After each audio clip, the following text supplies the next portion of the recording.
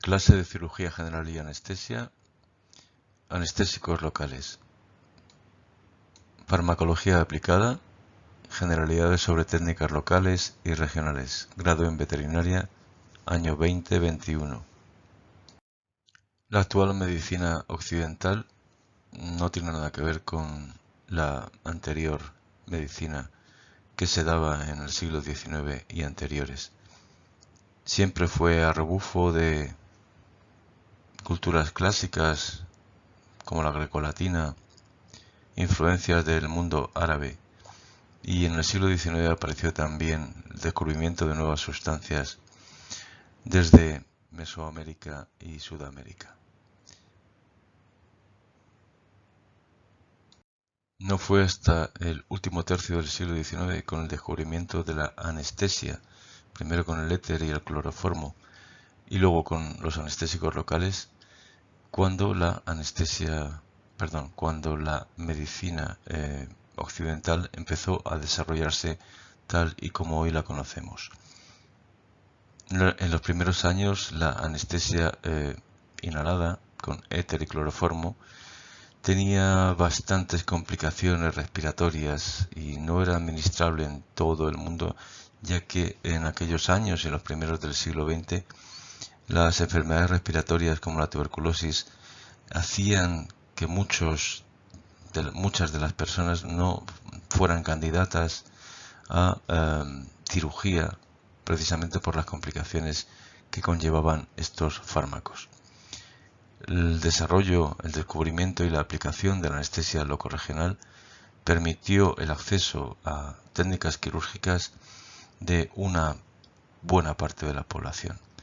Pero no por ello la anestesia locorregional inicial, que estaba básicamente llevada a cabo a través de cocaína, estaba exenta de intoxicaciones y efectos secundarios graves y letales. Por eso el desarrollo de nuevas moléculas menos tóxicas permitió el desarrollo y el acceso a cada vez mayor parte de la población a las técnicas quirúrgicas. Moléculas como la procaína y eucaína a finales del 19 y principios del 20, la lidocaína ya bastante más adelante, a mediados del siglo XX, y la mepivacaína, bupivacaína, levobupivacaína fueron desarrollándose y permitiendo analgesias intraoperatorias y, por lo tanto, anestesias de mayor calidad. Como ya hemos mencionado a lo largo de las primeras clases de esta asignatura, la anestesia general actual se comprende como una especie de anestesia equilibrada con analgesia preventiva. Esto significa que vamos a intentar conseguir cada una de las características de la anestesia general, como son la hipnosis, la amnesia, la relajación muscular y, por supuesto, la analgesia, como la administración de una serie de fármacos con actuación preferencial por cada una de estas características, de tal manera que por un lado vamos a poder actuar sobre la hipnosis con fármacos hipnóticos y por supuesto vamos a poder combinar diferentes técnicas de analgesia para proporcionar en todas las cirugías la mejor forma de analgesia posible para nuestro paciente. Dentro de estos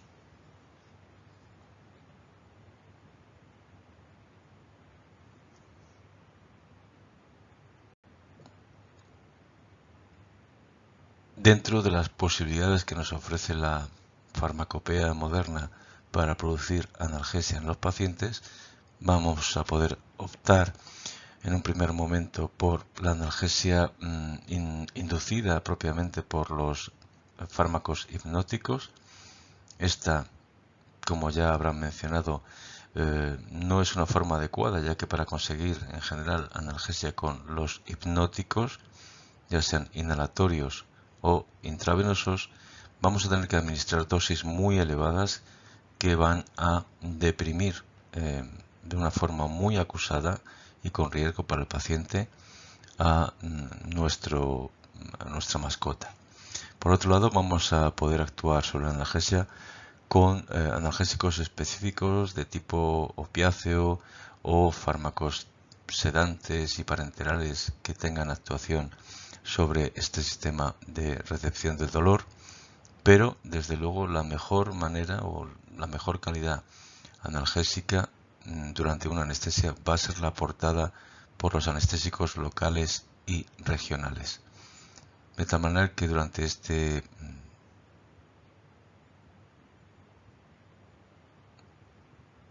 tema vamos a estudiar cuáles son los mecanismos de acción de estos anestésicos locales. Vamos a ver qué tipo de sustancias tienen estos efectos locales, ya sea de abolición de la transmisión nerviosa o de modulación de la misma, así como vamos a ver qué formas generales de administración existen para estas sustancias, así como vamos a dar unas pequeñas nociones de las técnicas especiales de administración.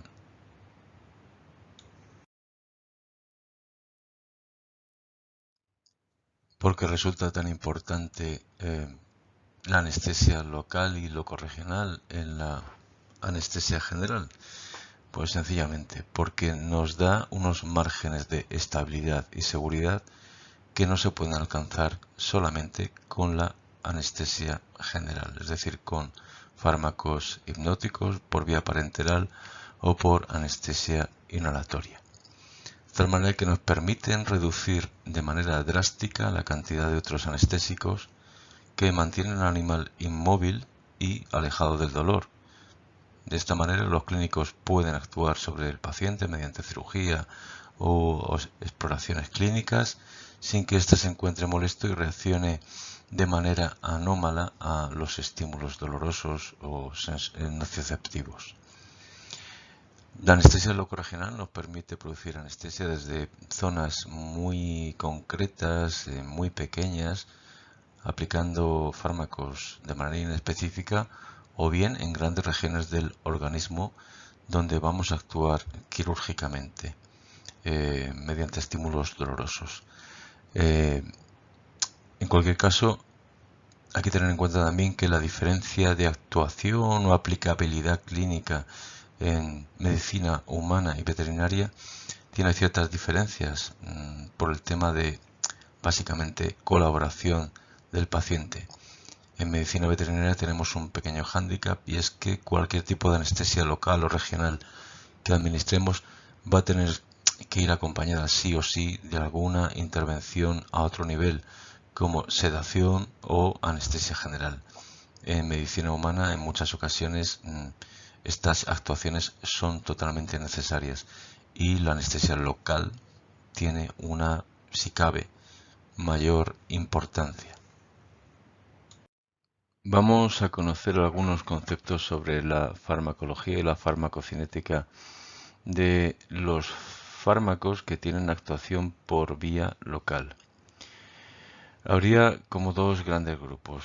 Los fármacos que actúan sobre la bomba sodio-potasio, los clásicos anestésicos locales, que actúan básicamente sobre la inhibición de la bomba sodio-potasio, y luego habría una serie de fármacos que no pueden considerarse como específicamente anestésicos locales, sino como fármacos que modulan la conducción del estímulo doloroso o propioceptivo.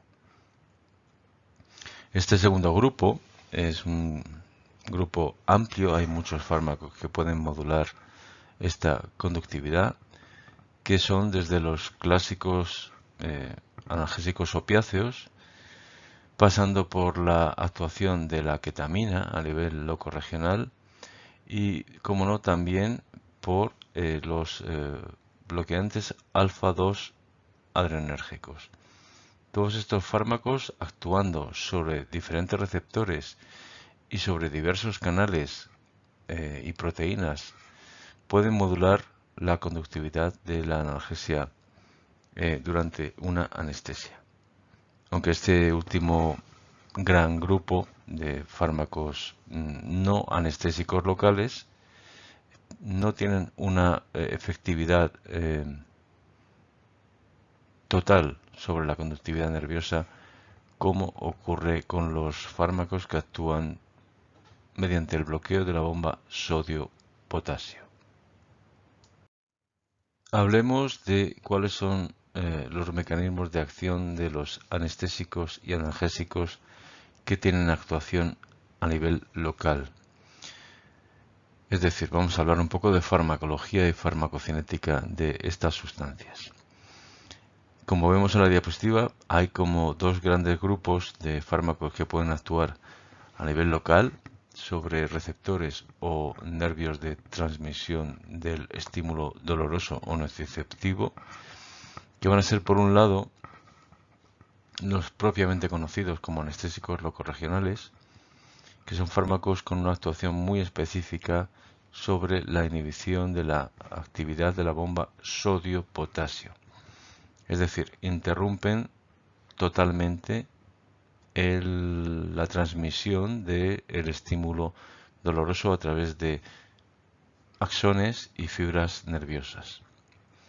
Y por otro lado tendríamos los fármacos que no actúan sobre esta bomba, sino que actúan sobre diversos receptores, proteínas y canales iónicos regulados por proteínas o por voltaje.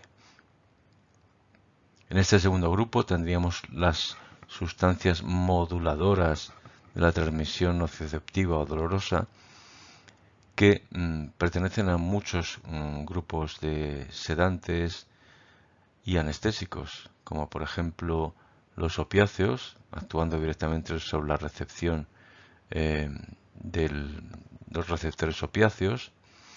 Y por otro lado tendríamos fármacos ya comentados como la ketamina, que actúan sobre los receptores NMDA, pero que también tienen efectos a nivel local. Y como no, otras sustancias como incluso los propios anestésicos inhalatorios administrados por vía local, o fármacos sedantes como los agonistas de los receptores alfa-2 adrenérgicos. Todos estos van a actuar sobre los receptores específicos para cada fármaco mencionado y van a tener cierto efecto modulador o inhibidor de la transmisión del estímulo doloroso a nivel local. En este pequeño vídeo de la editorial McGraw-Hill, veis el enlace abajo a la derecha, os van a explicar cómo funciona exactamente el canal de sodio-potasio. Es una proteína que se modula y adquiere diferentes conformaciones espaciales en función de una serie de características, y es sobre el cual actúan los anestésicos locales. Si no se reproduce automáticamente, clicar sobre la imagen. La bomba sodio-potasio es un mecanismo activo de transporte dirigido por la degradación del ATP y se produce a través de una serie de cambios configuracionales en una proteína transmembrana. 3 iones de sodio se unen al lado citoplásmico de la proteína, provocando el cambio de configuración de la misma. En su nueva configuración, la molécula se fosforila a expensas de una molécula de ATP. El proceso de fosforilación provoca un segundo cambio de configuración que desplaza los 3 iones de sodio a través de la membrana. En esta nueva configuración, la proteína tiene muy poca afinidad por los iones de sodio y los 3 iones de sodio unidos se separan de la proteína y se esparcen en el fluido extracelular. La nueva configuración presenta una gran afinidad por los iones de potasio, 2 de los cuales se unen al lado extracelular de la proteína. A continuación, el fosfato unido a la proteína se separa y ésta vuelve a su configuración original, exponiendo los 2 iones de potasio al citoplasma del interior de la célula. Esta configuración tiene muy poca afinidad con los iones de potasio, de manera que los 2 iones de potasio unidos se separan de la proteína y se esparcen en el interior de la célula.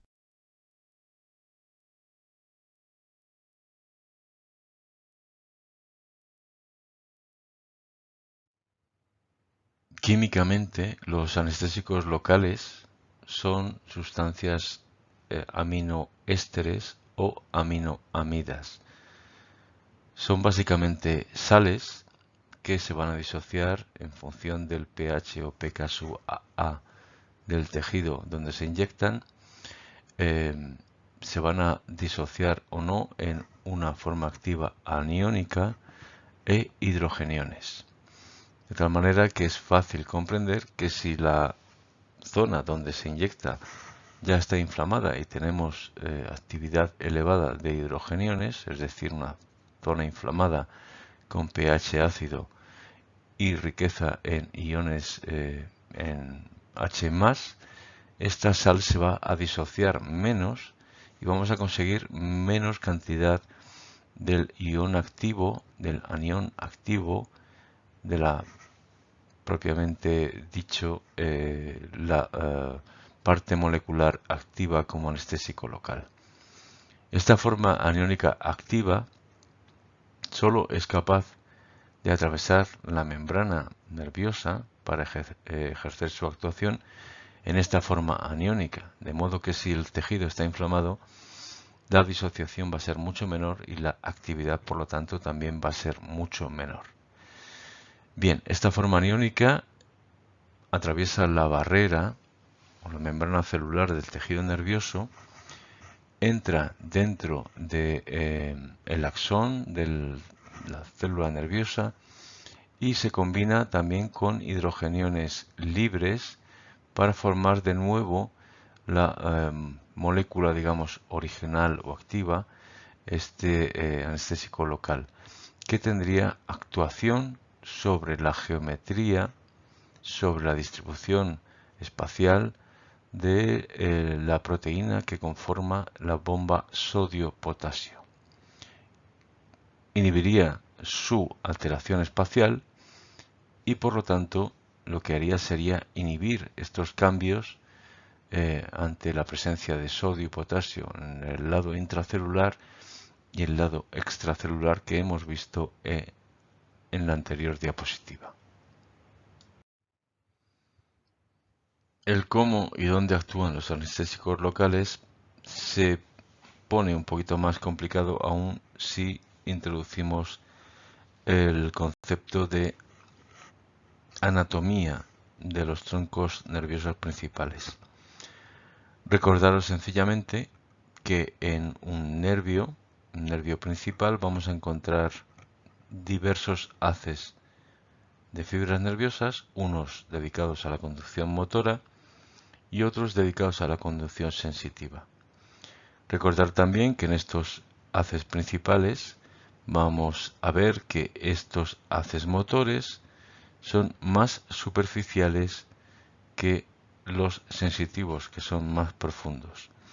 Por lo tanto, cuando nosotros depositamos vía local un anestésico local, vamos a afectar, porque están más superficiales en el nervio, en modo inicial la función motora de este nervio, y solo si el anestésico local es capaz de atravesar las distintas capas de epineuro, perineuro y endoneuro y llegar a la zona central, vamos a poder comprobar cómo el anestésico local es capaz de inhibir la sensación dolorosa. Aquí entran también a tener en cuenta cómo están configurados estos haces motores y estos haces sensitivos, siendo los haces motores principalmente células o haces nerviosos mielinizados, en los que el anestésico normalmente tiene una actuación más difícil, más complicada, siendo los haces centrales normalmente fibras más finas y desmielinizadas, donde el anestésico tiene una actuación más sencilla, aunque al estar más profundos es más difícil que lleguen a afectarse.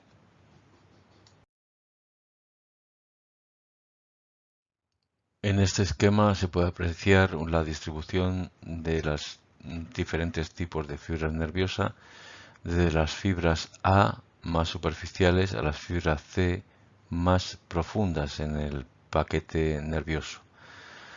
Dentro de las fibras A, las A alfa, A beta y A-gamma no tienen prácticamente participación en el estímulo doloroso, sin embargo sí que son fibras de propiocepción y fibras motoras. Serían las más superficiales en las que primero se ven afectadas, aunque no están involucradas básicamente en la transmisión dolorosa. Sin embargo, las fibras C, las más profundas, las que adquieren este bloqueo de los canales sodio-potasio en último lugar, son las fibras que transmiten el dolor, son las fibras que menos mielinizadas están y son las fibras también más sensibles a este bloqueo del canal sodio-potasio. Algunas consideraciones más a tener en cuenta respecto a la anatomía de los nervios y cómo influye en cómo se produce la anestesia local es, por ejemplo, la distribución bastante superficial de las fibras sensitivas o las que conducen el dolor en los paquetes nerviosos de las extremidades, que son superficiales en la zona proximal, mientras que en la zona distal las zonas sensitivas de este nervio son más del centro del haz nervioso, es decir, son más profundas. Por lo tanto, la anestesia, cuando se realiza sobre un nervio en una extremidad, en la zona proximal hace que se desarrolle primero una insensibilización de la zona proximal y luego aparece más distalmente, porque tarda más el fármaco en penetrar hasta el centro del haz nervioso, que es donde estaría en esta zona distal distribuidas las fibras sensitivas. En la tabla podéis ver esta tabla que siempre resulta compleja de ver, pero si os fijáis en la columna que está puesta en azul, veréis que las fibras más delgadas, las A delta, las B o las C, siendo las A delta y las C las que conducen el dolor, sí que serían las más sensibles al bloqueo por su pequeño diámetro, ¿vale? Por un diámetro que veis que oscila desde 2 a 5 milímetros en las A delta y que son muy delgados en las fibras C, entre 0,3 y 1,3 milímetros. Si bien son las más sensibles, también porque tienen menos mielinización y es más fácil que el anestésico local atraviese sus paredes, están distribuidas generalmente de modo más profundo, de tal manera que es más difícil que el anestésico local atraviese toda la barrera de otras fibras, otras vainas de mielina y llegue a hacer su efecto en estas fibras que son las propiamente conductoras del dolor. Por lo tanto, también se están produciendo, además de intervenciones sobre o eliminación de la conducción del dolor, pues otra serie de efectos dependientes de la función de esos haces nerviosos, que son funciones musculares o motoras y funciones simpáticas preganglionares o simpáticas postganglionares. No hay que desdeñar estos efectos que pueden afectarnos también desde el punto de vista de la homeostasis y de la anestesia.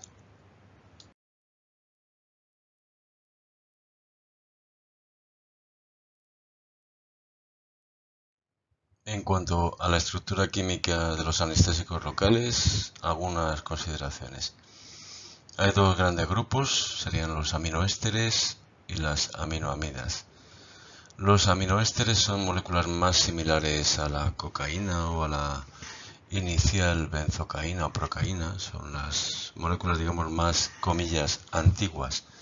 Son fármacos que tienen una actuación más limitada en el tiempo y en la actualidad se utilizan muchísimo menos que el otro grupo, las aminoamidas, como la clásica lidocaína o la prácticamente omnipresente en la clínica veterinaria habitual como loco regional, que es la bupivacaína.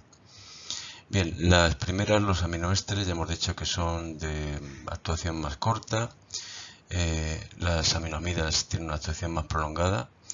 Y en cuanto a cómo están construidas las moléculas, pues en principio ambos grupos tienen un polo lipófilo, un polo que ayuda al fármaco atravesar las membranas de la célula nerviosa, del axón, una cadena intermedia con la unión a un polo hidrófilo, que sería un éster o una amida, que sería el que determina qué vía tiene de metabolización este fármaco, con lo cual nos da secundariamente el tiempo de actuación. Por un lado, los aminoésteres se van a metabolizar básicamente por las pseudocolinesterasas plasmáticas, tienen una actuación mucho más corta, de ahí que se utilicen menos, y las aminoamidas tienen una metabolización más compleja y se siguen una vía oxidativa, normalmente a nivel hepático y pulmonar. Esto hace que su actuación pueda ser más larga, pero sin embargo también resultan a la hora de la verdad más tóxicas desde el punto de vista cardiovascular y nervioso, como veremos adelante. Las consecuencias derivadas de su conformación química hacen que unos sean más solubles que otros.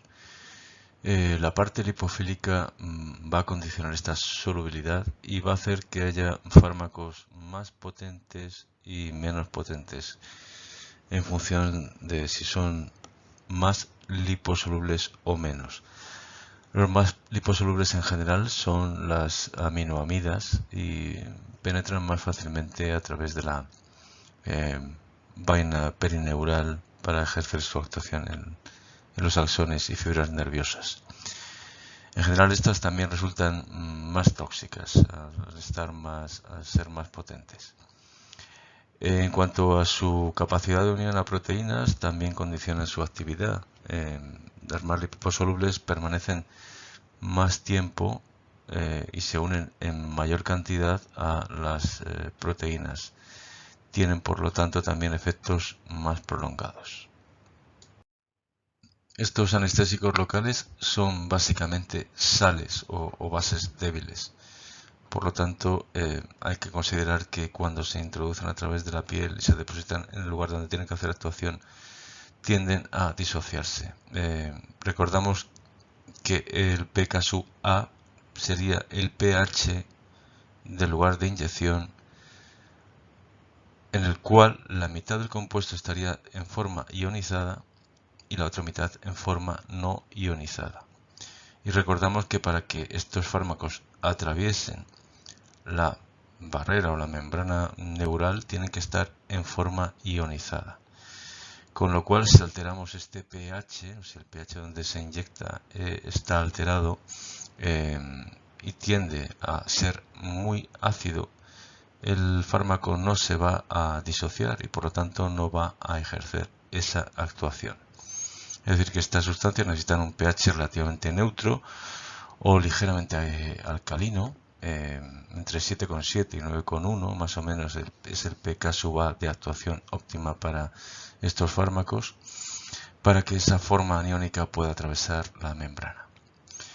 En muchas ocasiones las empresas realizan ciertas actuaciones sobre estos fármacos de tal manera que son soluciones ligeramente ácidas, que lo que producen, además de dolor en la inyección, dolor bastante intenso, es prolongar la vida media de actuación en el lugar de inyección. Bien, también se puede en ocasiones, clínicamente hablando, adicionar una pequeña parte de bicarbonato al anestésico, haciendo que la mayor parte de las moléculas no esté ionizada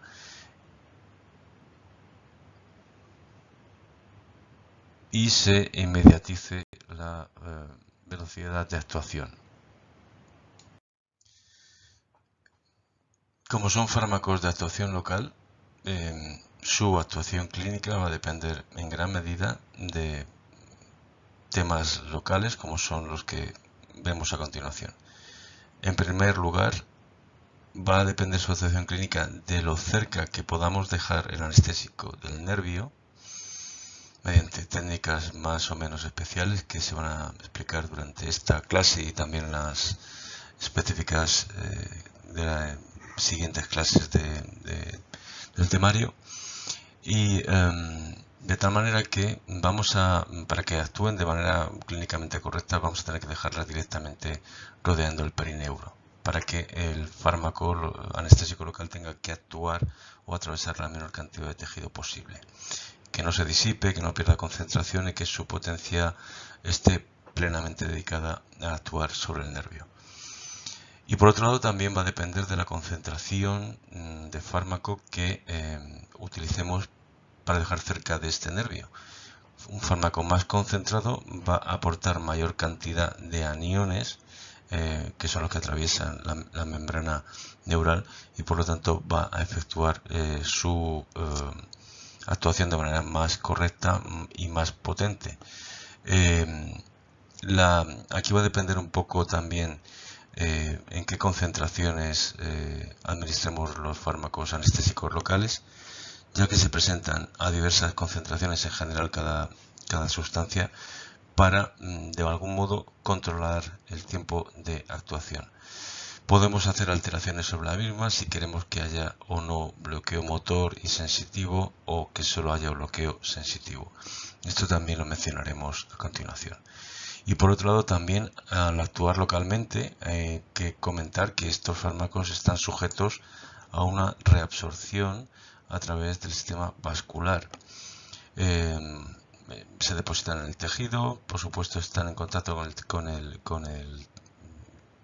con la linfa, y a través de su dilución en la linfa y su reabsorción a través del sistema venoso van a irse eliminando progresivamente de la zona de inyección y va a ir desapareciendo su actuación, con lo cual en tejidos altamente irrigados la velocidad de eliminación se va a ver prolongada, se va a ver acelerada, y por lo tanto la actuación se va a ver acortada en el tiempo.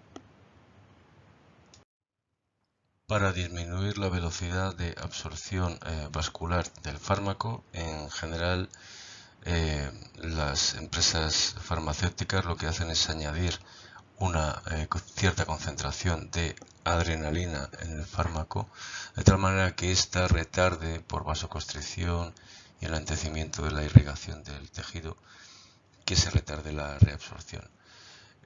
Si solo disponemos de anestésicos locales sin adrenalina y queremos realizar esta actuación de una manera sencilla, podemos tomar una pequeña cantidad de anestesia local, una pequeña cantidad de adrenalina, 0,1 mililitros de adrenalina comercial, y diluirla en unos 20 mililitros de anestésico local, con lo cual vamos a conseguir prácticamente la misma concentración de la adrenalina en uso comercial mezclada con los anestésicos locales, es decir, una concentración de 1/200.000.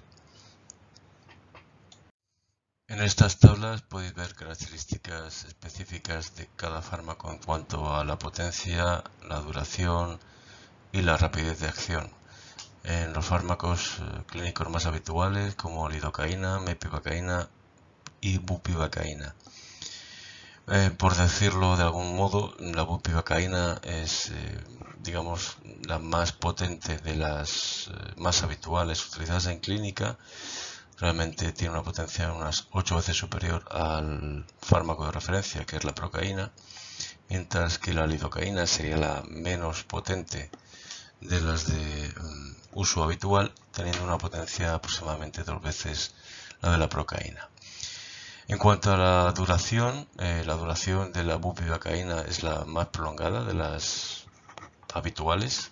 Normalmente vamos a tener efectos de 2 a 4 horas de bloqueo sensitivo y motor, y la lidocaína solamente 1 o 2. En cuanto a qué concentraciones se utilizan, pues podéis ver que los fármacos menos potentes como la lidocaína se utilizan normalmente en concentraciones al 2%, mientras que la bupivacaína, pues al ser más potente, normalmente basta con utilizar concentraciones al 0,5%. Recordad que estas concentraciones producen bloqueo sensitivo y motor. Nosotros podemos controlarlas, reducir la concentración en la inyección y de algún modo cuando rondamos, por ejemplo, concentraciones del 0,125% o 0,250% en bupivacaína, pues normalmente este fármaco pasa a producir únicamente bloqueo sensitivo. Aquí en esta tabla podéis ver claramente las concentraciones necesarias para producir solo efectos analgésicos sin bloqueo motor, lo cual nos puede convenir en ciertas maniobras, como por ejemplo producir analgesia epidural sin pérdida de la deambulación o el tono motor en extremidades posteriores, y las concentraciones que tienen ya efectos motores.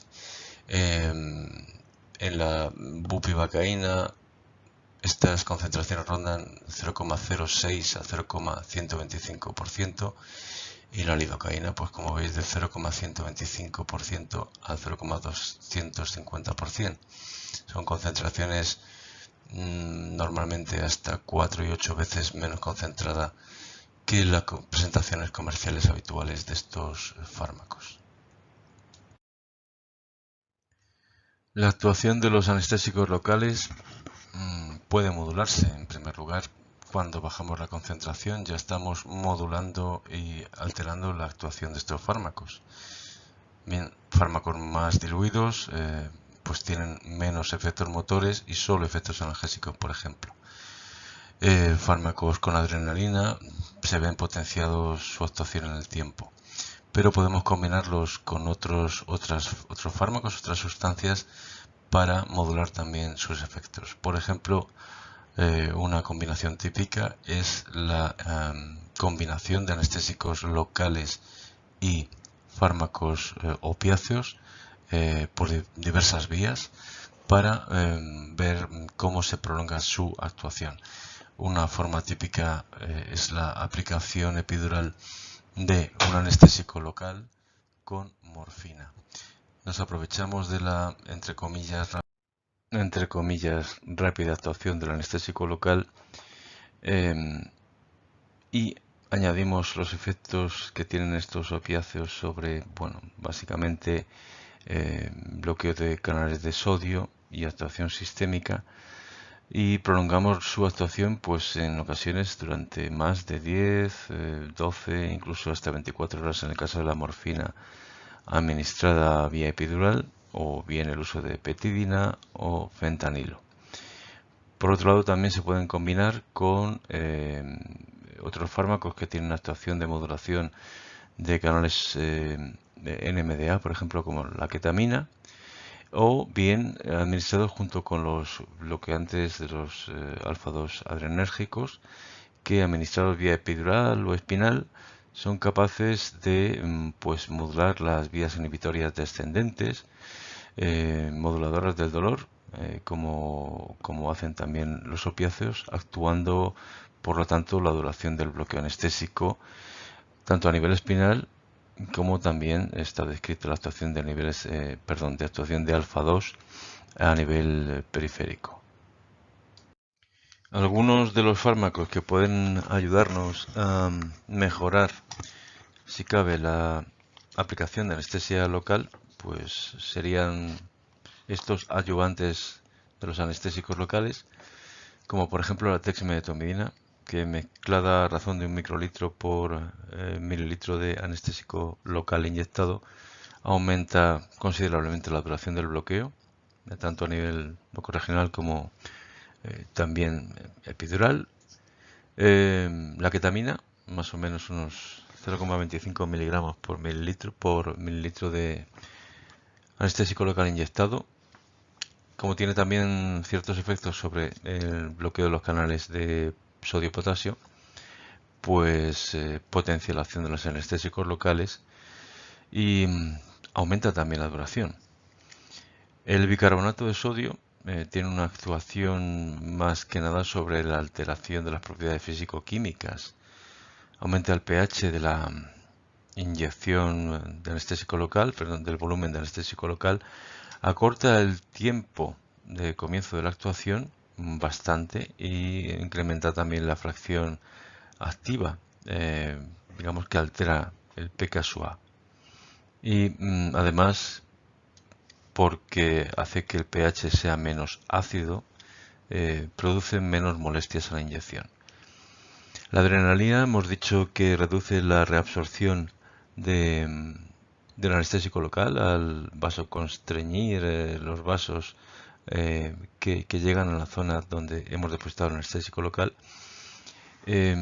Aumenta por lo tanto el tiempo de reabsorción y por lo tanto aumenta el tiempo o duración del efecto, además de que reduce la toxicidad porque reduce la absorción del anestésico local al torrente circulatorio y en cierto modo también aumenta la potencia. Y en algunos casos, aunque es menos habitual, mucho menos habitual ya por la aplicación de técnicas de ecolocalización de la zona a inyectar, de los nervios a inyectar por ecografía, pues cuando se quería ampliar la zona de actuación de un anestésico local a un área más amplia, pues se administraba junto con fibrolíticos. Pero bueno, esta última técnica está bastante en desuso. No todo es bueno con los anestésicos locales. Como todos los fármacos, pues vamos a tener efectos de toxicidad que realmente, bueno, cuando aparecen por sobredosificación fundamentalmente, pues son bastante graves. En primer lugar, hay que mencionar su toxicidad neurológica. Alteran la bomba sodio-potasio, no solamente a nivel local, sino que también a nivel central cuando nos pasamos de dosis y producen efectos clínicos neurológicos bastante notables. En la diapositiva, en la parte inferior, veis las dosis tóxicas de lidocaína, mepi, bupi, también de ropivacaína, que suelen producir efectos tóxicos. Pueden aparecer por dosis únicas o estos efectos también pueden aparecer por administración en CRI intravenosa y dosis acumulativa. Si hay alguna alteración, si hemos calculado mal la dosis, si se eliminan de manera inferior a lo esperado, pues estos efectos tóxicos pueden aparecer. Los efectos tóxicos neurológicos cursan, bueno, pues con un entumecimiento de los miembros y de la lengua, cosa que no vamos a poder percibir en primera instancia en nuestros pacientes, perros, gatos y otros animales de compañía y abasto. Visión borrosa y acúfenos, cosa que tampoco se puede comprobar en una clínica normal. Temblores musculares, a continuación aparecerán convulsiones, pérdida de conciencia y en caso extremo pues aparecería coma. ¿Qué ocurre? Que los síntomas de toxicidad cardiovascular van en paralelo, con lo cual pues las intoxicaciones y síntomas neurológicos se agravan incluso más y bueno, pues cuando se observan en un modo avanzado pues finalmente puede haber complicaciones muy graves, incluso la muerte.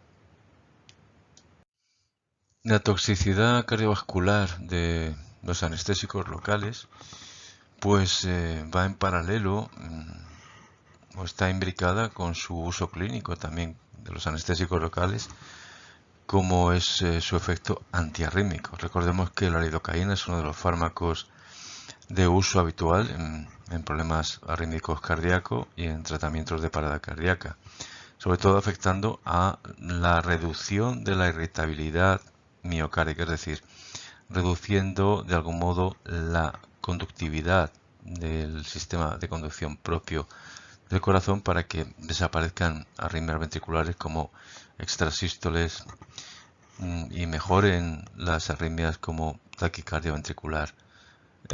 Entonces, cuando la dosis es excesiva, este sistema de conducción propio del corazón, pues ve impedida su conducción normal y la contractilidad miocárdica también se ve bastante perjudicada. También tienen un efecto de alteración vasomotora y de funcionalidad cardíaca, influyendo a través de sus efectos en el sistema nervioso autónomo.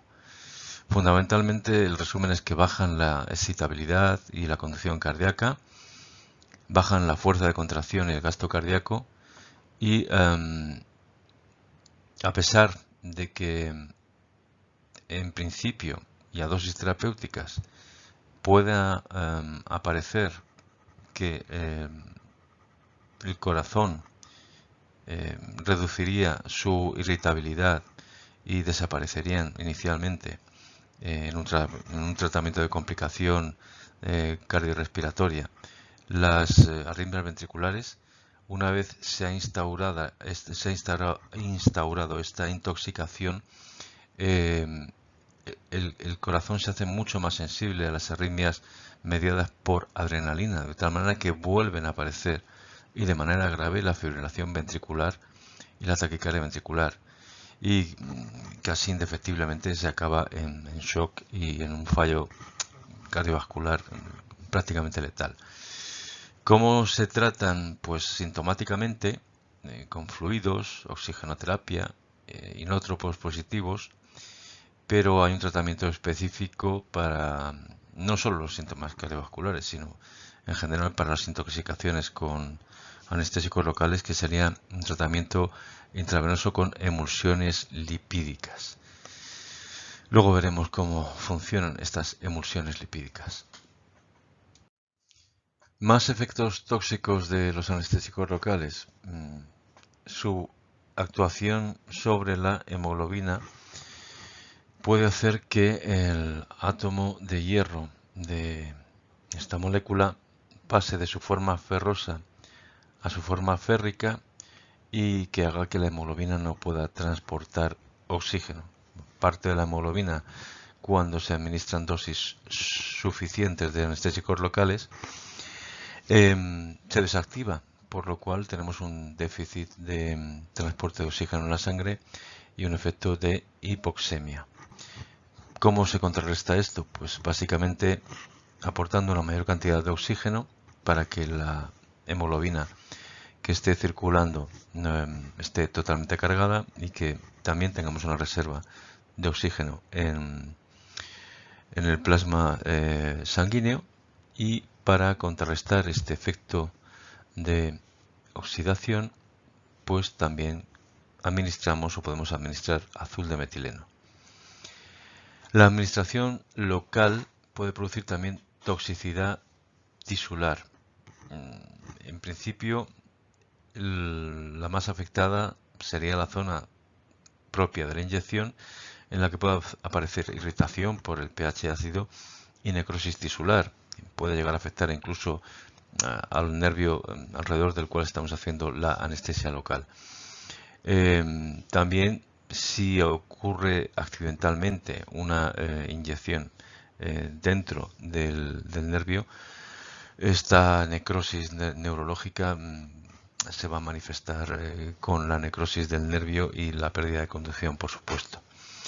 Y en algún tipo de administración especial, como es la administración intraarticular, que se realiza para hacer durante o incluso como tratamiento de mejora de la deambulación de un paciente, las anestesias intraarticulares, se ha visto que puede tener efectos de necrosis en los condrocitos. Y como otros muchos fármacos, pues estos anestésicos locales también pueden producir reacciones alérgicas agudas y bastante graves.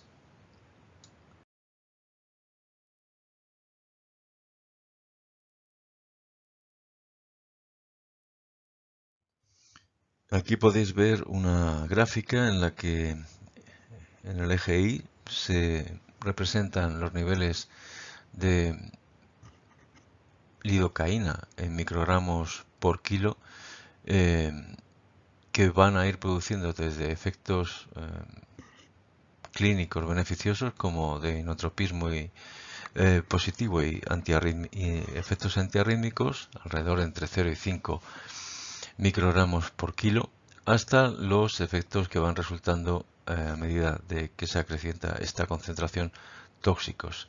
Y a la derecha vais a ir viendo pues cómo ascendemos en la escala de gravedad de los síntomas tóxicos que se van produciendo. Y hay que hablar un poco del tratamiento, digamos, no de apoyo a los efectos de toxicidad, sino como el tratamiento de curación de esta toxicidad, que sería la administración de infusiones lipídicas, normalmente destinadas originalmente a nutrición, pero que se ha comprobado empíricamente, aunque no se conoce perfectamente el mecanismo de acción, que funcionan, que eliminan paulatinamente los síntomas de intoxicación. La teoría principal apoya a que la formación de pequeñas esferas dentro del plasma van a hacer una especie de compartimento en el que se van a secuestrar las moléculas de anestésico local que, como recordáis, tienen un polo lipídico, atraviesan este micelio, se quedan dentro de este corpúsculo lipídico y por lo tanto se restan de la circulación general, no atraviesan las membranas neurológicas, no afectan al buen vaso de potasio y mejoran clínicamente bastante la sintomatología. Tratamientos repetidos, un tratamiento inicial aproximadamente en 30 minutos con este fármaco puede mejorar bastante la sintomatología tan llamativa, convulsiva, de pérdida de consciencia, de coma, de un paciente intoxicado. El esquema de tratamiento de una intoxicación por anestésicos locales, pues sigue más o menos el esquema de cualquier tratamiento. Hay que detectar, a ser posible de manera rápida, esta intoxicación. Hay que suspender el fármaco que está dando problemas. En este caso, si es una infusión constante de anestésico local, habrá que suspenderla, por supuesto. Vamos a, en caso de que sea una administración extra anestésica, pues a intubar y a controlar la vía aérea. Por supuesto, a controlar una vía permeable. Pasaremos a infundir esa emulsión de líquidos de lípidos que hemos mencionado. Monitorizamos al paciente, por supuesto, y vamos a empezar a tratar simultáneamente, además de la administración de líquidos, esos síntomas tan graves y aparatosos que son las convulsiones, pues mediante benzodiazepinas que reducen la función muscular, o propofol. ¿De acuerdo? Con esto podemos cortar los síntomas aparatosos de convulsiones. Y luego pasaremos también, si se están produciendo, que es lo habitual, a tratar las arritmias que pueden llevar al traste con la vida del paciente y con la hipotensión, pues mediante antiarrítmicos y vasopresores, en función de lo que se vea en el electrocardiograma. Dependerá de las arritmias que se presenten para instaurar un tratamiento u otro. Esto lo veremos, se verá en la clase de RCP, de parada cardiorrespiratoria y reanimación cardiopulmonar durante este grado. Y pasando ya a cómo se aplican estos anestésicos locales en la clínica, pues vamos a, primero diferenciar, vamos a ir un poco de menos a más diciendo cómo se pueden aplicar. La aplicación más sencilla es la técnica superficial. Recordar que no atraviesan la piel intacta, excepto una preparación especial que es la EMLA, que es pilocaína con lidocaína. Sí que afectan y tienen su efecto adecuado sobre las mucosas. Estas son zonas muy localizadas y para cirugías o para ayuda a las cirugías en zonas muy localizadas. Luego se pueden hacer infiltraciones con aguja atravesando la piel y penetrando en algún tejido de pequeñas lesiones, ¿vale? Son como la anterior, pues pequeñas aplicaciones que son pequeñas ayudas a la cirugía. Pero ya podemos también, mediante una administración anatómicamente muy precisa, afectar a ciertos troncos nerviosos que lo que hacen es inervar sensitiva y motoramente áreas amplias de la economía del paciente, pues una extremidad por completo, parte de una extremidad, la cola, las orejas, bien, bastantes estructuras normalmente pues periféricas. Luego tenemos una anestesia más a nivel central que ya nos afecta básicamente al tercio posterior, que es la anestesia perimedular, en dos formas.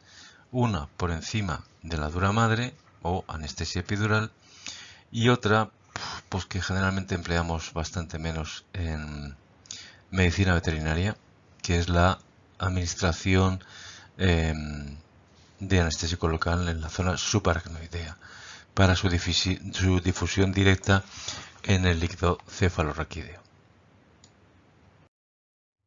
El porqué de que se recomiende en todo el mundillo anestésico veterinario la utilización de anestesia local y regional, además también en medicina humana, es por una clarísima ventaja que ofrece la anestesia local, y es que como coadyuvante de la anestesia general es fantástico porque aumenta muchísimo la seguridad. Vemos que el mantenimiento de las anestesias es muy estable, aumentando por lo tanto los márgenes de seguridad que tenemos en el paciente. Disminuimos dosis de fármacos por vía parenteral, disminuimos cantidad de anestésico necesario para tener al animal hipnotizado e inmóvil, y por otro lado pues también secundariamente podemos reducir costes al disminuir este consumo de fármacos. En teoría, la administración de anestésicos locales es bastante económica, porque bueno, las técnicas más básicas basta con utilizar jeringas, agujas hipodérmicas, o a lo sumo anestesia espinal con las consiguientes agujas espinales, además del consumo en anestésico. Ya si nos metemos en técnicas mucho más especializadas, pues vamos a necesitar en general agujas más especiales, por supuesto también un ecógrafo adaptado a la anestesia locorregional. Esto ya, bueno, pues se utiliza más en centros docentes y clínicos de referencia, pero a pesar de ello, si no utilizáis estas técnicas de colocalización, vamos a poder utilizar una batería interesante de técnicas locorregionales aplicables a una buena parte de las cirugías que se realizan en veterinaria. Bastaría, por lo tanto, con conocer, además de lo referente a los fármacos, pues unas referencias anatómicas para cada una de estas técnicas que veréis durante el rotatorio y durante las prácticas programadas en este curso. Y realmente son técnicas muy efectivas si te salen bien, por supuesto. Siempre está el error humano y el fallo en la técnica. Pero cuando salen bien, tenemos una incidencia muy importante en la estabilidad de la anestesia. En cuanto a desventajas, pues básicamente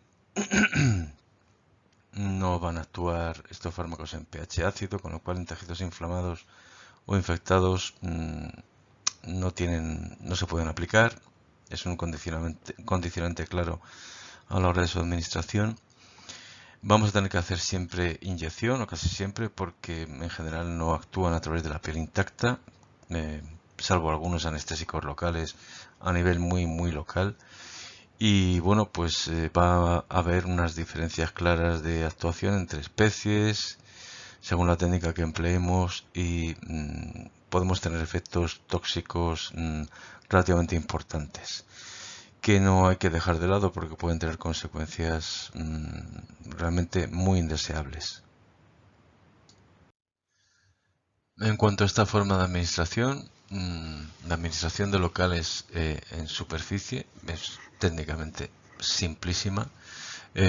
Por ejemplo, una propiamente derivada de la actuación anestésica sería la anestesia de la mucosa laríngea mediante lidocaína al 1% o al 2%, como en este caso de Intubabezae, sin conservantes ni otros aditamentos que puedan irritar la mucosa laríngea, para intubación en gato. Es una administración sencillísima, unos segundos antes de la intubación, 15 a 30 segundos, se administra una instilación de este fármaco,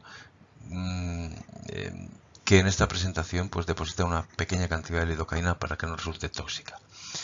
Y luego cualquier otra mucosa del organismo tiene fármacos con anestésicos locales para mejorar o analgesiar, hacer menos doloroso cualquier procedimiento. Por ejemplo, en la mucosa oral, en la mucosa corneal, en la mucosa genitourinaria. Normalmente son geles o pomadas que llevan estos, incluso gotas o colirios que llevan estos anestésicos locales y que producen insensibilización pues de todas estas mucosas.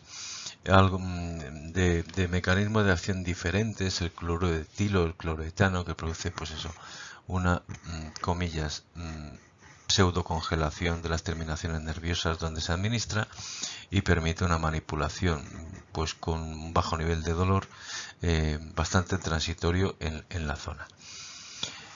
Técnicas muy sencillas serían las anestesias por infiltración con ya aguja y jeringa, pero administradas de modo pues no voy a decir desordenado, pero sí que en masa alrededor de la zona donde queremos intervenir, ya sea por ejemplo una extremidad, la cola, un pezón en una vaca.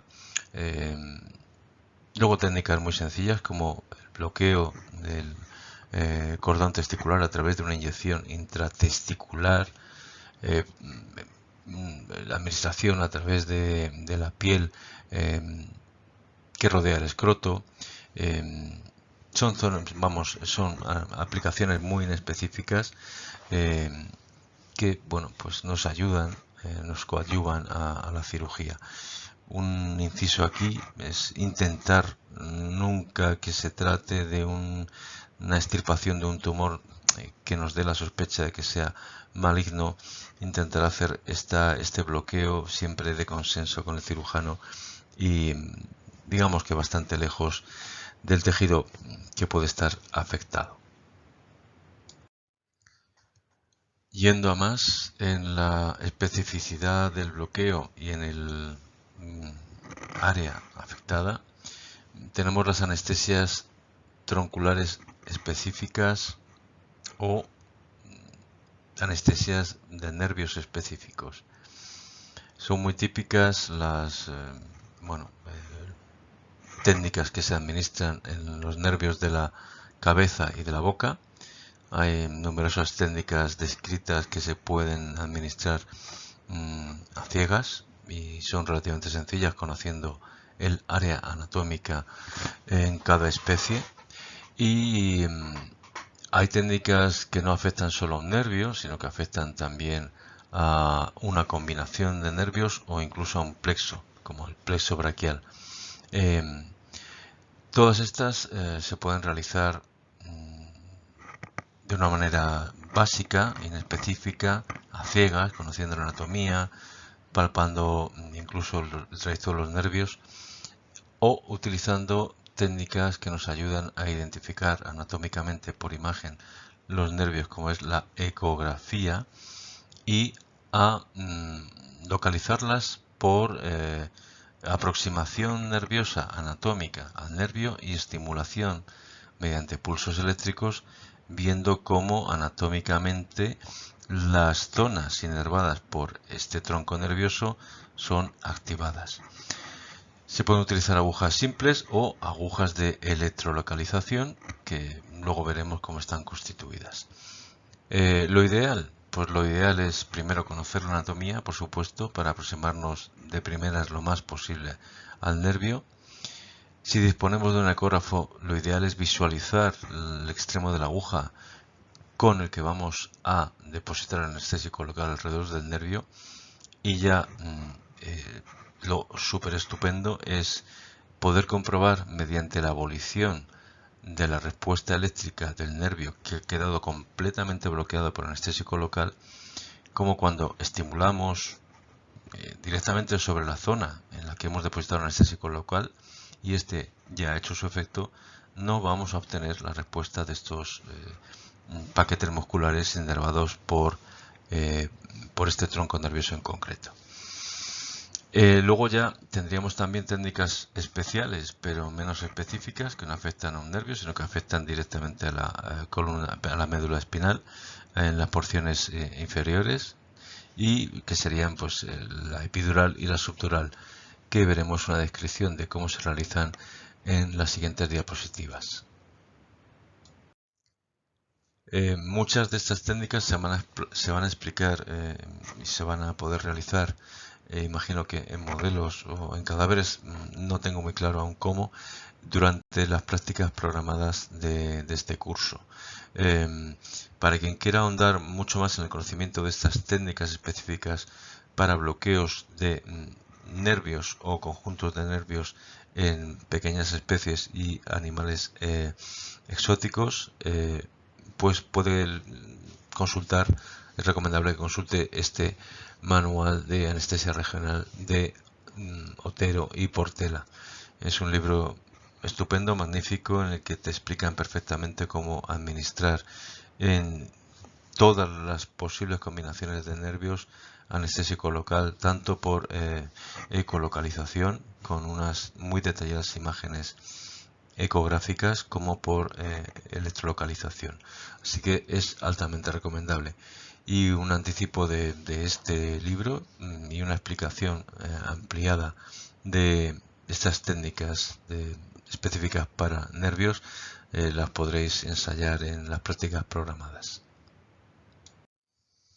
Y en cuanto a cómo manejar a un paciente al que se le va a realizar una técnica locorregional, hombre, pues lo ideal sería tener un paciente no anestesiado para evitar las complicaciones, los riesgos asociados a la anestesia general, y tenerlo pues sedado, inmóvil y colaborador, pero esto no siempre es posible, con lo cual lo ideal es, bueno, pues administrarlas junto a la anestesia general, reducir mucho las dosis de esta misma.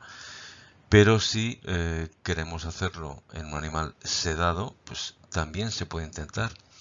Lo que pasa es que el sujeto, el tipo de sujeto, su carácter, el ambiente y otros muchos factores pueden alterar esta posibilidad.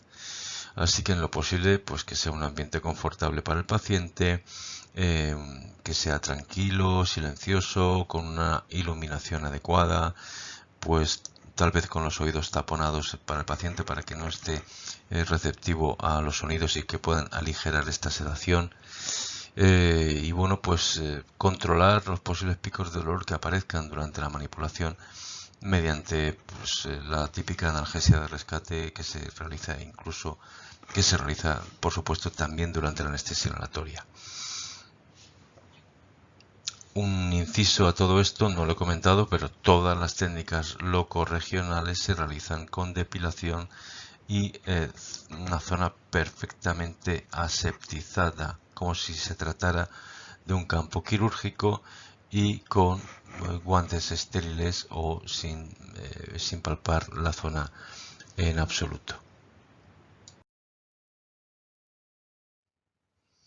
Volvemos a repetir en esta diapositiva un hecho fundamental, y es que para realizar una técnica locorregional troncular, no inespecífica por infiltración alrededor de una herida o cualquier otra pequeña administración, es preciso conocer anatomía y, a ser posible, utilizar técnicas que nos garanticen la localización precisa del nervio o la estructura que queramos insensibilizar.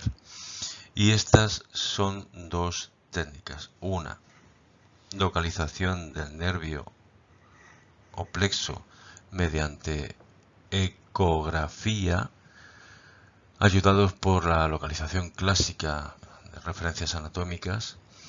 Y otra es la electrolocalización.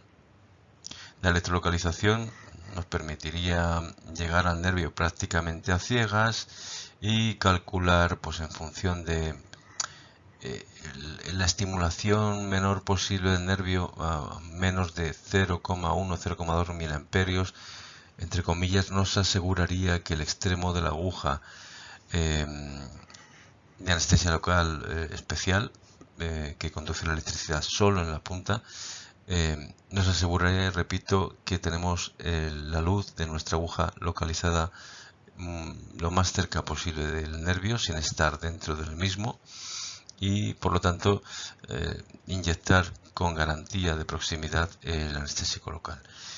Esta técnica de electrolocalización también nos permite pues asegurarnos de que el anestésico ha hecho su efecto, porque, repito, las estructuras inervadas por el mismo no ejercerían su actividad al estimularse este tronco nervioso. Lo ideal pues es, por supuesto, combinar las tres: los conocimientos anatómicos, insisto, la ecolocalización y la electroestimulación. Algunas nociones básicas sobre el material necesario para hacer anestesia por electrolocalización.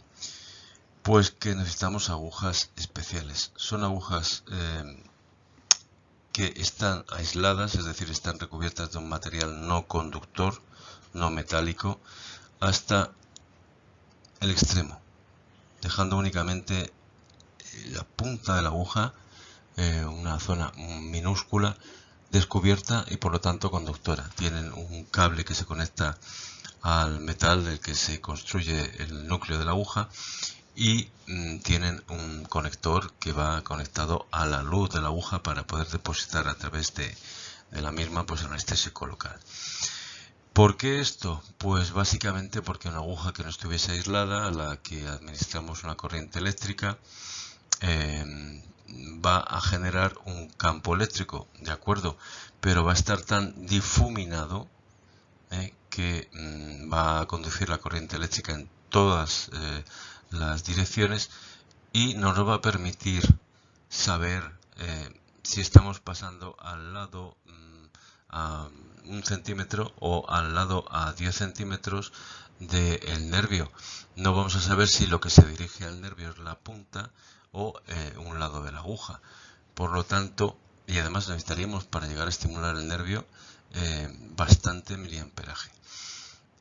Por otro lado, si tenemos solamente este extremo de la aguja conductor, nos va a permitir dirigir, está claro que conociendo un poco la anatomía, esta punta de la aguja hasta el nervio, y vamos a poder disminuir mucho el miliamperaje aplicado al nervio, y vamos a poder seguir teniendo conductividad, es decir, vamos a poder seguir estimulando el nervio estando muy cerca del mismo.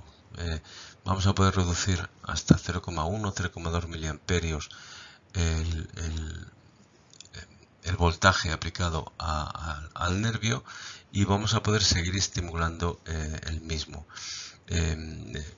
Si no fuera por este aislamiento de la aguja, podríamos estar colocados cerca, pero no nos permitiría estar tan cerca como para poder ejercer la anestesia local con un volumen reducido y no tóxico, y mejorar, por supuesto, el bloqueo de esos nervios.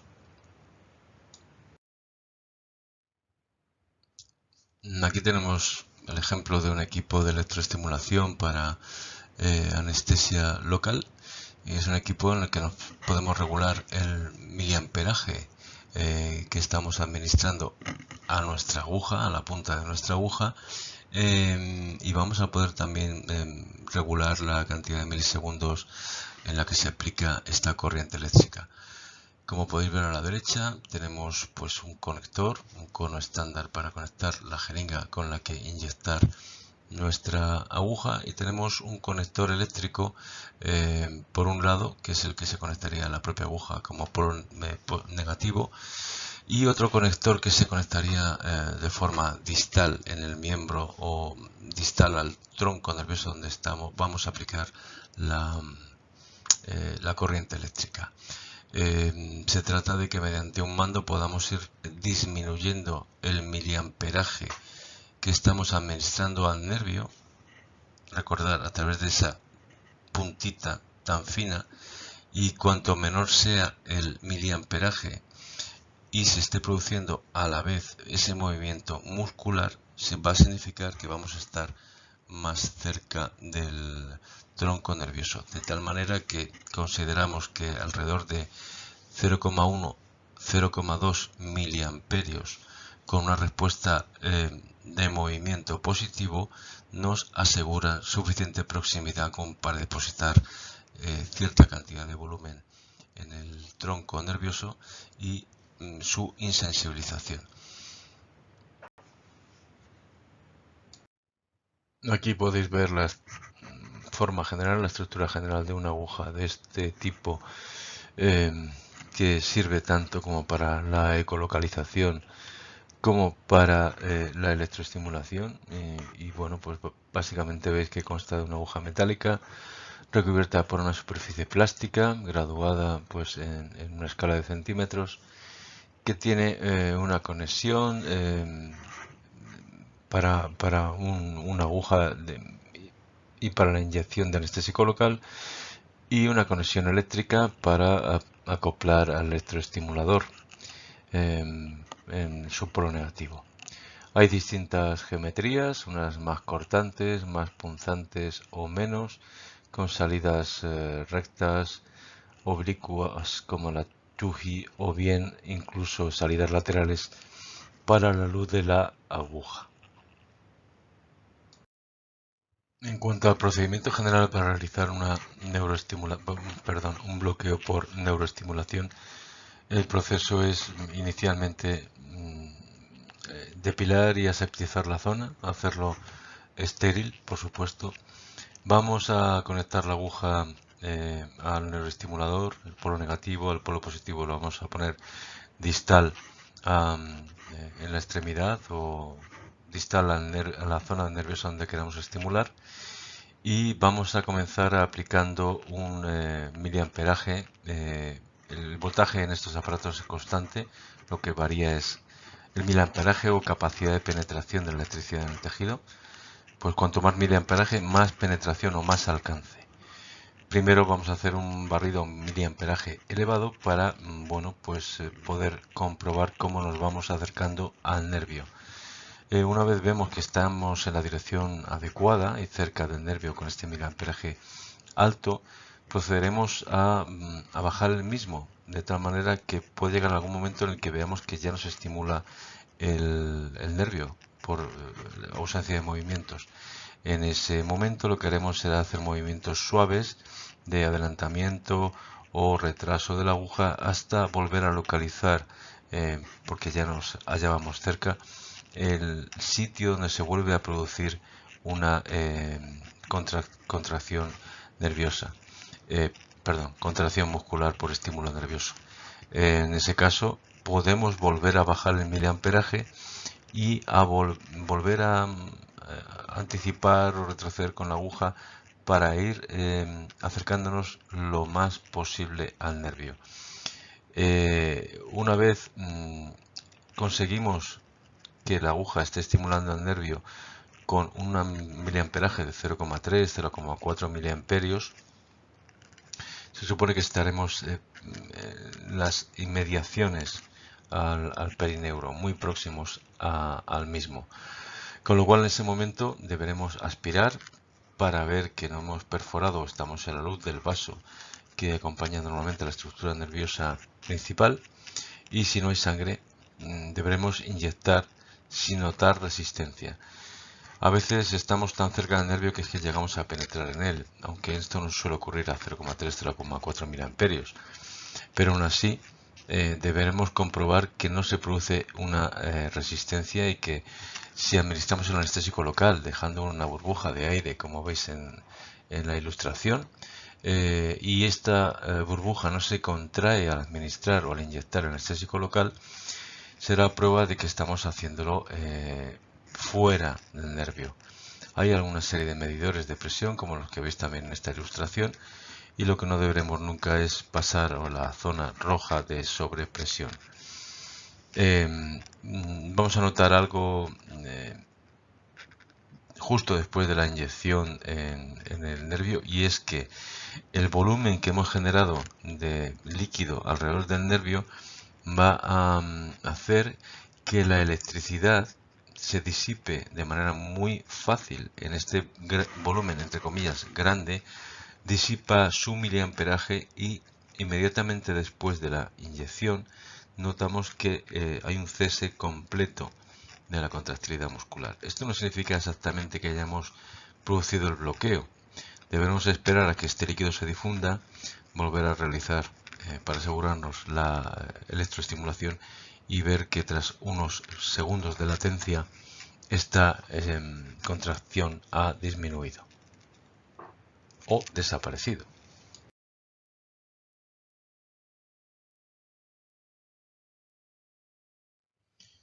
Una de las técnicas locorregionales específicas de mayor utilidad que se utilizan en la clínica de pequeños animales es la anestesia epidural o perimedular.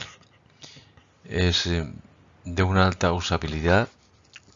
Muchas de las cirugías, por no decir casi todas de las que afectan al sistema musculoesquelético y parte distal del abdomen, pueden abordarse con una gran estabilidad cardiovascular y anestésica utilizando esta técnica. Es bastante sencillo de realizar, hay que realizarla como todas con medidas de esterilidad, depilación, desinfección y es bastante sencilla de realizar conociendo los puntos de referencia, que por otra parte son palpables y muy sencillos. Digo palpables en todos los animales que no tengan un sobrepeso excesivo.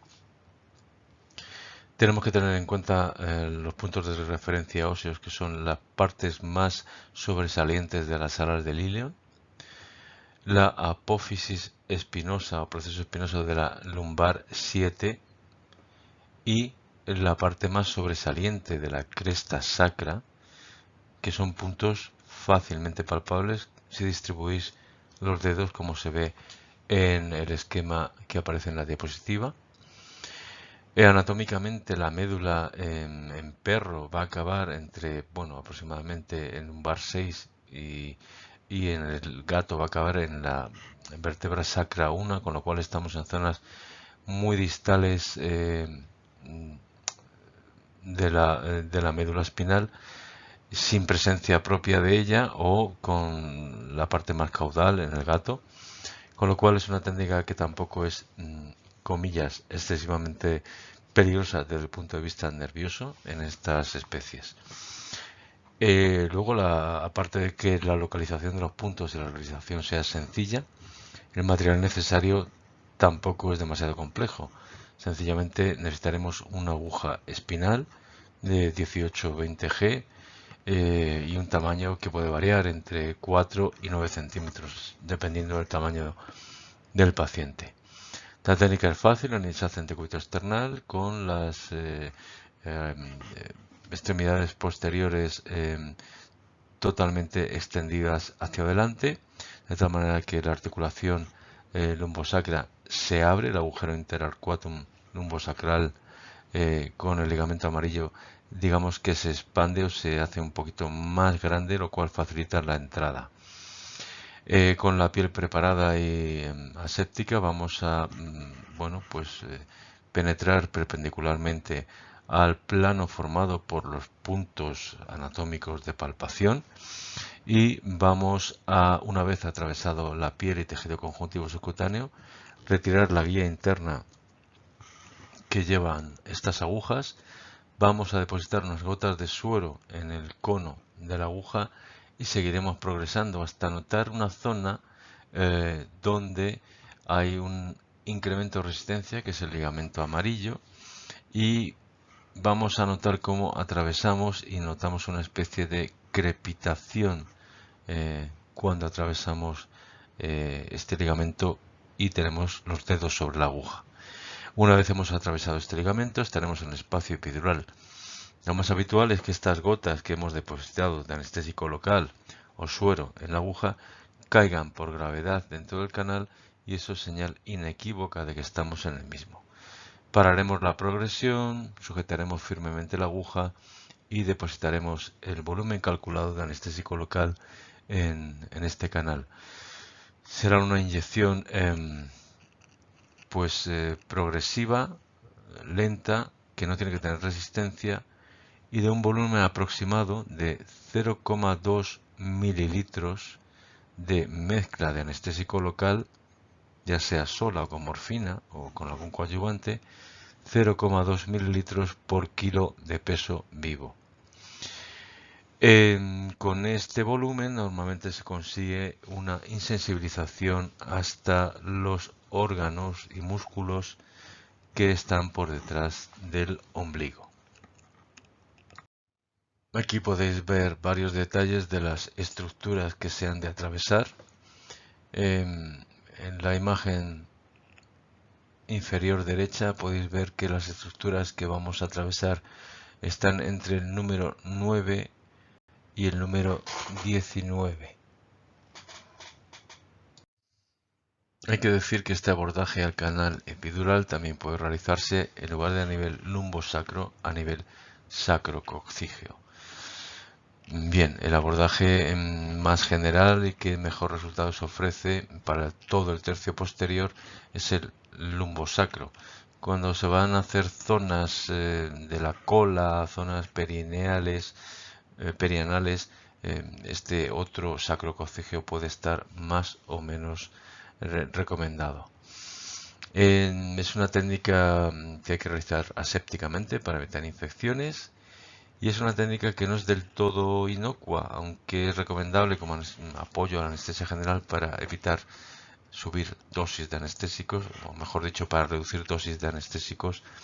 Sí que hay que tener en cuenta que se produce parálisis sensitiva, se produce insensibilización al dolor, pero también parálisis del sistema nervioso autónomo, con lo cual se produce un efecto de abolición vasomotora. Hay una vasodilatación y por aumento del compartimento vascular se produce un cierto grado de hipotensión. Con lo cual a veces está recomendada una fluidoterapia un poquito enérgica antes de realizar esta técnica.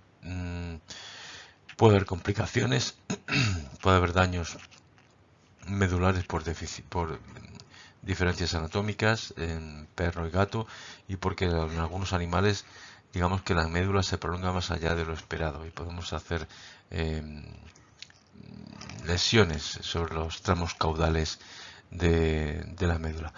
Puede haber complicaciones de retardo en la recuperación motora, puede haber complicaciones como son la eliminación del control de la vejiga de modo tardío o incluso permanente, algunas complicaciones menores pero que estéticamente pueden ser importantes, como el retardo excesivo en el crecimiento del pelo de la zona que se ha depilado y algunas otras a tener en cuenta, aunque en ocasiones esta técnica también puede ser sustituida para evitar estos riesgos pues por técnicas tronculares, bien a ciegas o bien por ecolocalización, que se os describirán a lo largo de la práctica de anestesia locorregional.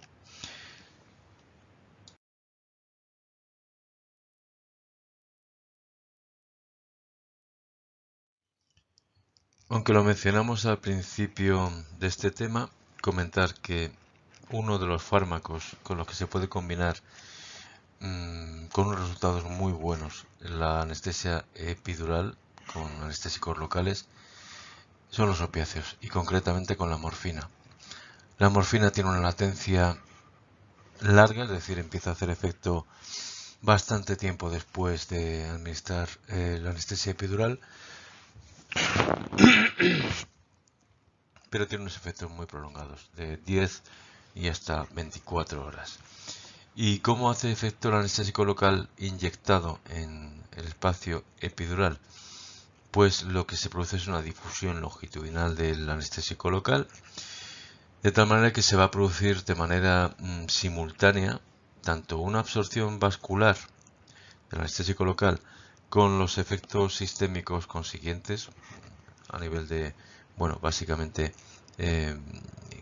conducción cardíaca, estabilidad cardiovascular y efectos sobre la bomba sodio-potasio, así como un escape de este líquido a través de los agujeros intervertebrales, realizando una infiltración anestésica de los troncos nerviosos, tanto su faceta musculoesquelética como en la visceral. Por otro lado, también se difunde a través de los manguitos durales de las raíces nerviosas y se expande a nivel subdural, haciendo infiltración de las raíces raquídeas. Y por otro lado, también tiene una difusión a través de la dura madre, de tal manera que entra dentro del líquido cefalorraquídeo y puede progresar muy cranealmente, de modo que se puede encontrar después de algunos minutos incluso rastros de anestésico local a nivel de la cisterna cerebromedular. De tal manera que es por todos estos mecanismos combinados de efectos a distintos niveles como realiza su actuación la anestesia epidural. En cuanto a las complicaciones de la anestesia epidural, pues hay muchas. En primer lugar, que realices mal la técnica y que no tengas el efecto, te lo esperes durante una anestesia y no obtengas los beneficios de haber aplicado esta técnica locorregional. Luego, en segundo lugar, ya comentamos los efectos vasomotores de la epidural. Se produce vasodilatación del tercio posterior y, por lo tanto, una hipotensión proporcional. El malestar a la inyección, bueno, es algo que se puede obviar, ya que en general esta técnica se realiza con animal con cierto grado de profundidad anestésica. Se pueden producir hemorragias durante la inyección y producir hematomas estructurales a nivel de médula distal. Podemos hacer inyecciones del anestésico local dentro del espacio subaracnoideo. Bueno, esto en sí mismo es una técnica, la anestesia subdural. Lo que ocurre es que la anestesia subdural lo que se aprovecha es de los efectos de la epidural, pero administrando menor cantidad de anestésico local, menor volumen, quiero decir. Si administramos el volumen calculado para la epidural, que es 0,2 mililitros por kilo aproximadamente, dentro del espacio subaracnoideo, vamos a tener una progresión craneal muy elevada de anestésico local y vamos a tener síntomas relativamente graves, desde parada respiratoria, síndrome de Horner, todos efectos relacionados con una progresión muy craneal y cierta parálisis de la musculatura respiratoria. Por supuesto, también se pueden producir infecciones accidentales y hay que tener cuidado con animales obesos, ya que la grasa puede estar infiltrando el canal medular y que la progresión del fármaco sea demasiado craneal, unos efectos más avanzados espacialmente de lo esperable. Podemos tener efectos motores indeseables si administramos esta técnica en equidos o en bóvidos. Los animales pueden llegar a caer por ausencia de tono motor. Hay que hacerlo con concentraciones y volúmenes precisos para cada especie.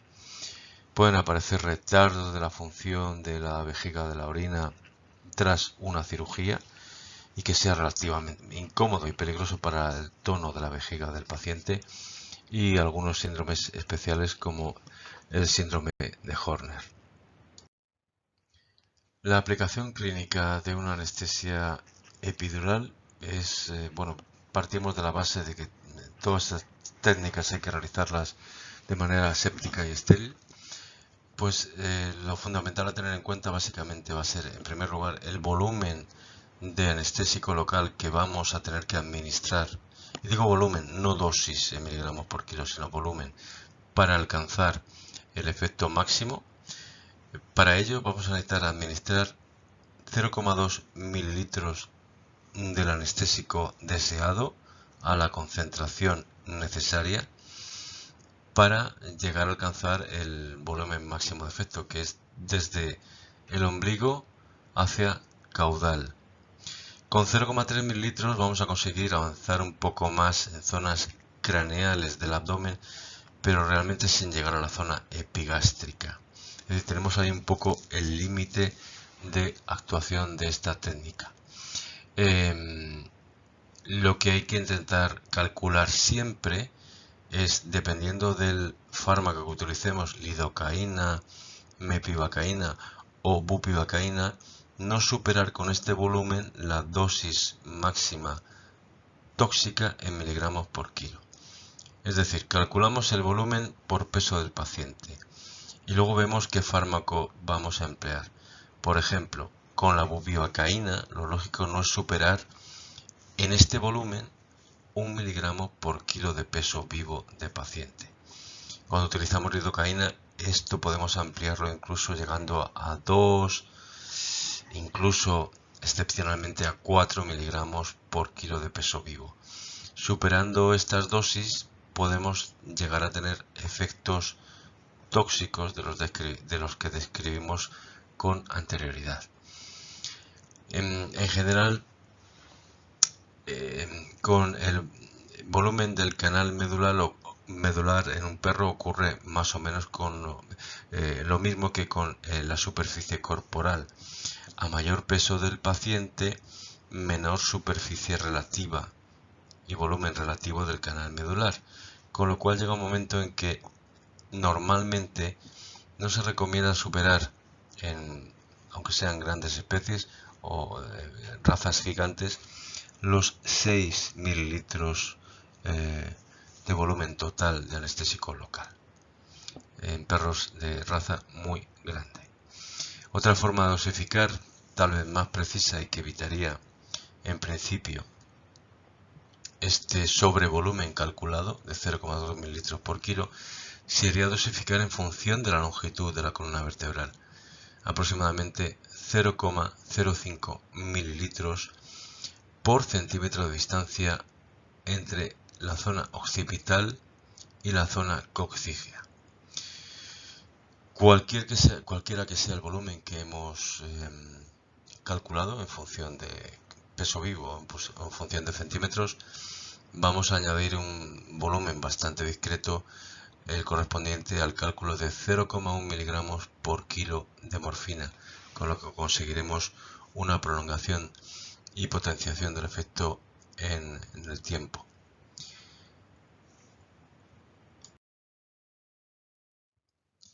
Una variación de la anestesia epidural que va un paso más allá es la anestesia epidural continua, que es una combinación de la técnica anterior, en la que utilizamos un equipo ligeramente especial, que es una aguja de tipo Yuji con el bisel, digamos, inclinado hacia adelante, y que nos permite introducir un catéter de polietileno flexible dentro del canal medular, de tal manera que nos permite la administración continua de un anestésico local en goteo o cada X tiempo, cada vez que se pase el efecto de un bolo de anestésico local en un paciente que esté convaleciente o que esté a la espera de una cirugía para reducir el dolor. Es decir, después de una cirugía hemos dejado instalado un catéter epidural flexible dentro del canal medular y durante el posoperatorio, en función del nivel de dolor del paciente, podremos administrar cada X horas, en función del tipo de anestésico empleado, un volumen de anestésico local para controlar perfectamente el dolor. Inconvenientes: bueno, si empleamos anestésicos locales, el animal va a estar con la función motora impedida, pero esto nos permitiría con mucha facilidad reducir la concentración de anestésico local empleado hasta concentraciones de 0,0625 o 0,125% de bupivacaína o lidocaína, que tendría potentes efectos analgésicos pero no efectos motores. Esto mejora mucho la calidad de recuperación y el confort del paciente de tercio posterior en el posoperatorio inmediato. Se puede mantener durante varias horas o días, bien protegido, como veis, con un apósito, todo colocado de manera estéril. Nos proporciona una muy buena calidad de analgesia posoperatoria. En esta diapositiva y en las siguientes tenéis una serie de esquemas de distintas aplicaciones específicas de la anestesia locorregional en pequeños y grandes animales. Vais a desarrollar van a desarrollar este tipo de anestesias locales en la práctica de anestesia locorregional, así que no me voy a detener demasiado en ellas. Os dejo los esquemas en estas diapositivas que van a ser ampliados en el futuro. Gracias.